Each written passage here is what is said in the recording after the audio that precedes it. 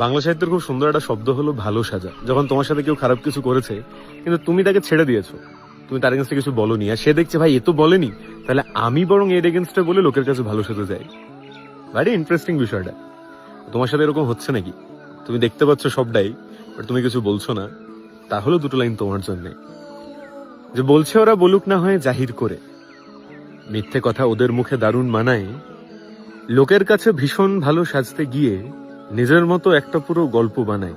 তো যতই ওরা গল্প বানাক তুমি তো জানো সত্যি করে কোনটা কখন ঘটেছে কবে।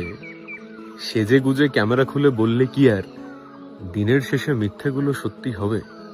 তো তোমার তো চাপ নেওয়ার দরকার নেই। দেখো বিষয়টা হচ্ছে যে যতই ওরা গুছিয়ে একটা গল্প বানাক, মিথ্যে বলুক, লোকের কাছে ভালো হতে চাক, সত্যিটা তুমি জানো। আর তুমি ভেরি অনেস্ট, লোকের কাছে ভালো হয়ে কি হবে? প্রত্যেকদিন দিনের শেষে একটা করে ক্যাডবেরি তুমি থোড়িই পাবে। তো ওরা ভালো সাজুক, তুমি ভালো হয়ে থেকো, দ্যাটস ইট।